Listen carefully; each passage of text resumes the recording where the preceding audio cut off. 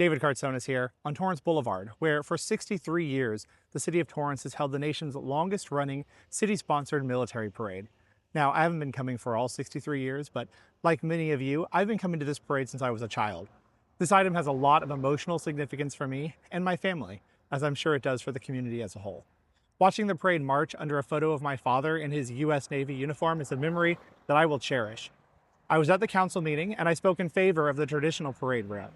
That said, I'm going to try to inform you on what happened at the meeting, why it happened, and what to expect next. First, let's break down the timelines. Let's start with the infamous city council committees. As with the renaming of Columbia Park and the suggested annexation of El Camino Village and Alondra Park, these were done through the council committee process. Unfortunately, council committees are not well publicized or attended. Also, a decision was made to not have these meetings recorded by the city clerk, as is done with city council meetings and city commission meetings. So it's very difficult to find minutes, and there are no audio recordings for public record.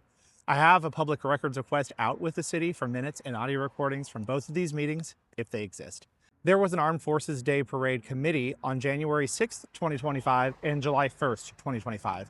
At the July meeting, those in attendance confirmed that one of the council members suggested making the parade no longer an annual tradition. Thankfully, that option was not presented to the full council.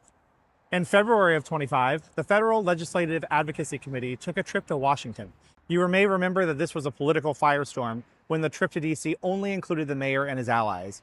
Then that group went beyond what they were authorized to do by council, including meeting with military officials about the parade. All of this was done without proper authorization or reporting. I didn't know that you guys were going to go and talk about the Armed Forces Day Committee parade. More was done than had been presented and approved here. To see everything went on and have absolutely no clue or knowledge about it.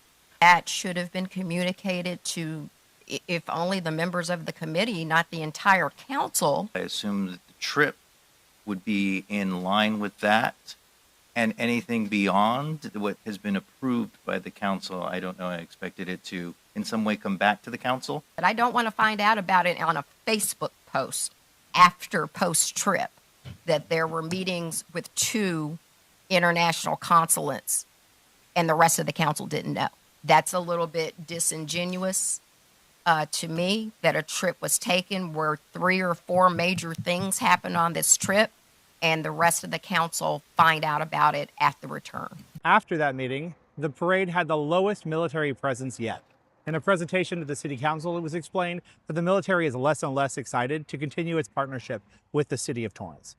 The May 2026 Armed Forces Day Parade is rapidly approaching. City staff and the Torrance Police Department are desperately in need of direction. So council was presented with 4 options, and Jen Chun from the city manager's office and Lieutenant Fisher from the Torrance Police Department did a fantastic job of presenting those options to council. Option 1 was the traditional parade that includes a $500,000 price tag.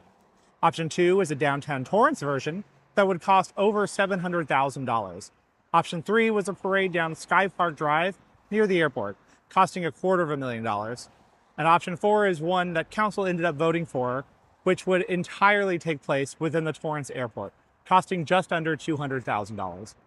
Pros and cons were presented for each option, and ultimately the decision was made based on 5 criteria.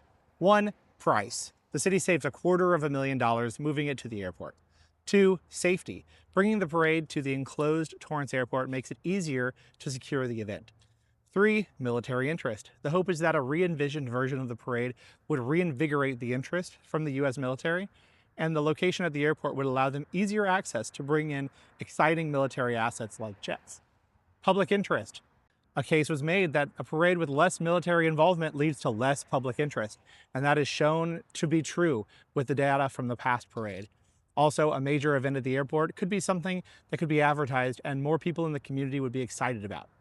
And number 5, the staging area traditionally used by Del Amo Mall is no longer available.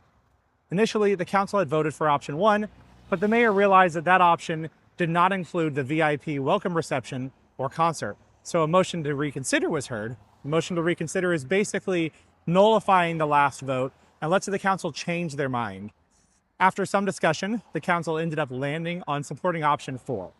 Now, as for what happens next, I would love to see this item be reconsidered and come back for more public input. Okay, about a half an hour after I shot this video, council met and a brave member made the request for reconsideration to encourage more public input. That member was Councilmember Sharon Kalani. The council followed her leadership and concurred. This does not necessarily mean that they are bringing the item back. This just means that at the December 16th meeting, they will consider bringing it back at a future meeting. My expectation is that they will do this, and they'll need to work fast, as city staff and the Torrance Police Department need the council's direction to begin planning this event now. Now, in my next video, I'm going to be talking about political distractions, and this one's really important. I know you've all seen it before, but highly emotional items like the one I just spoke about are often used to distract from very important decisions that are about to be made. And there is one coming to the next city council meeting that could dramatically decrease your ability as a resident to impact city decisions. As always, my name is David Cartsonas, and if you want to learn more, please visit davidfortorrance.com.